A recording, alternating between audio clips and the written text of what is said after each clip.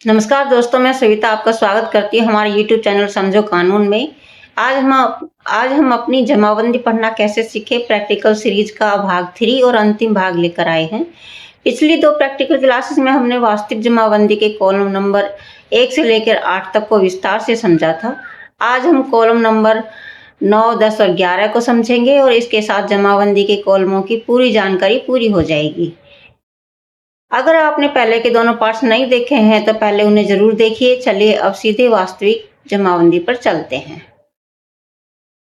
दोस्तों, अब हम कॉलम नंबर 9 पर आते हैं, जिसकी हेडिंग है दर और संख्या के ब्यौरे के साथ लगान जो मुजारा देता है।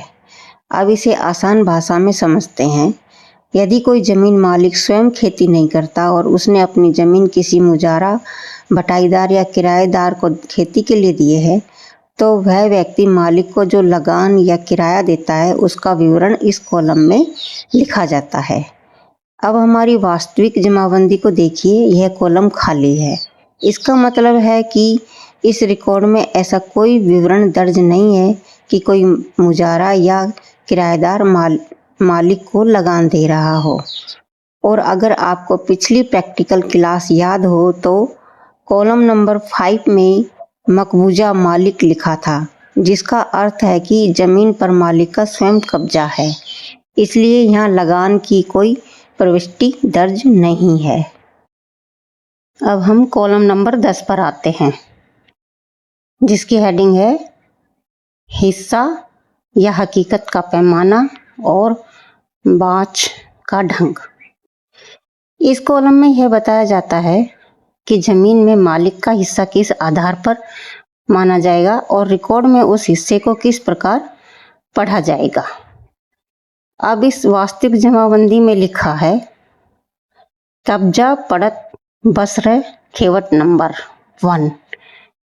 इसका सामान्य अर्थ यह है कि इस खेवट से संबंधित कब्जा और हिस्सेदारी का विवरण खेवट नंबर 1 यानी 1 के अनुसार माना जाएगा।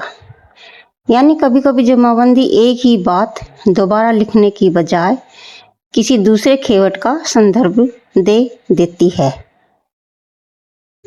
अब हम कॉलम नंबर 11 पर आते हैं, जिसकी हेडिंग है अभियुक्तियां।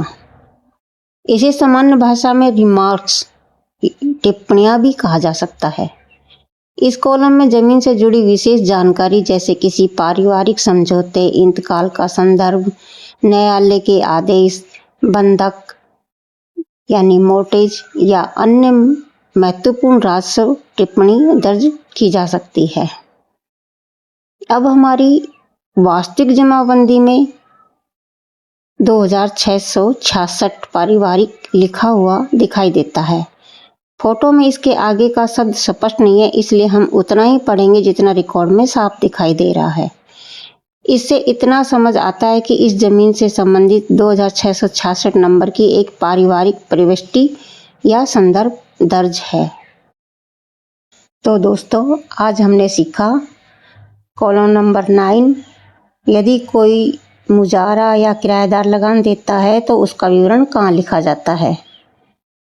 उसके बाद कॉलम नंबर 10, हिस्सेदारी और उसके आधार को कैसे समझा जाता है। उसके बाद कॉलम नंबर 11, विशेष टिप्पणियां यानी रिमार्क्स कहाँ दर्ज होती हैं। इसके साथ हमने जमाबंदी के सभी 11 कॉलमों को समझ लिया है। तो दोस्तों, आज जमाबंदी पढ़ना कैसे सीखे प्रैक्टिकल सीरीज पूरी हो गई है। अब अगर आपके हाथ में कोई भी जमाबंदी होगी तो आप उसके 11 कॉलमों का अर्थ पहले से बेहतर तरीके से समझ पाएंगे।